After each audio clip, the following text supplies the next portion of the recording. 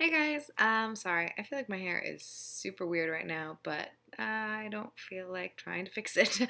I am here today to do a tag video. I was tagged by Liz over at Dancing Lizard, and it's her original tag. It's called Call Your Lawyer, I'm pretty sure. Call Your Lawyer tag.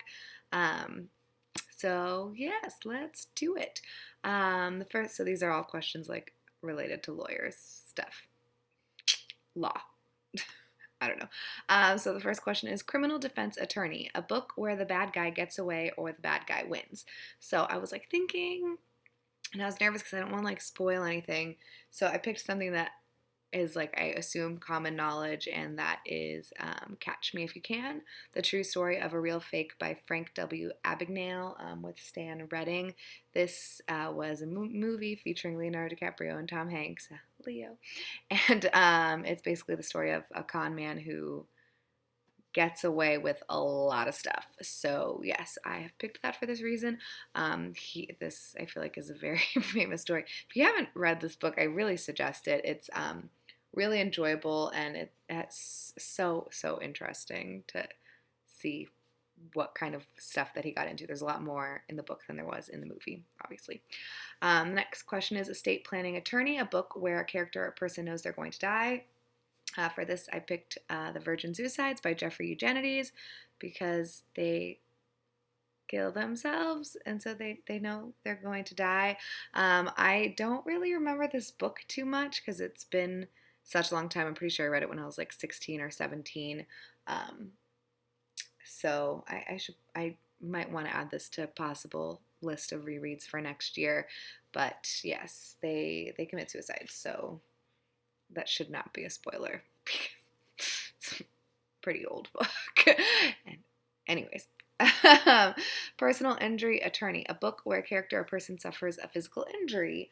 And for that, I have picked The Chronology of Water by Lydia Yuknovich. The book opens up with her, like the first paragraph is her talking about having a stillborn baby, a stillborn birth, I guess, and that she has like physical trauma to her region. Ugh, I'm regretting this book decision, this pick. Basically, I just want to keep talking about this book because I think it's really good and I think people should read it. It is very heartbreaking though. She definitely has a lot more physical injury that happens to her, like mental also injury that happens to her, and emotional injury that happens to her. But that is how the book opens, is with her having this thing happen to her. So, or I guess not having this thing happen to her, but recounting this horrible event. Yeah. I'm bad at this, guys. Okay, next one. Adoption Attorney, a book which features a non-biological parent-child relationship. So I don't really think I've read a book that has that in it. So I picked Peter Pan by J.M. Barrie. Peter takes Wendy to Neverland, and then she is the Lost Boy's mother. Like that's what she does. She plays at being their mother, plays at being, I don't know, she fulfills the role of being their mother. So I feel like in that sense she kind of adopts them as her children. So I'm gonna go with that. The next question is a book for which she didn't like. Oh, am I like not even saying what kind of? This one's Appellate Law Attorney. I haven't been mentioning what kind of attorneys these represent. This is Appellate Law Attorney, a book for which you didn't like the ending, and how would you rewrite it? For that, I am picking Harry Potter and the Deathly Hallows. I hate the epilogue. I would throw it in the garbage and just have it end where the book ends and not have the damn epilogue because I think it is complete garbage. And it really, really upsets me because I feel like readers are smart enough to kind of figure out their own thing and we don't need to be told exactly how it's going to end. Like, okay. Next question. Civil Rights Attorney, a book that features diverse characters or people. So I was looking at my shelves and I'm thinking, I feel like I read quite diversely. This little hair is driving me crazy. And that I read like a good, oh my gosh, it's really driving me crazy.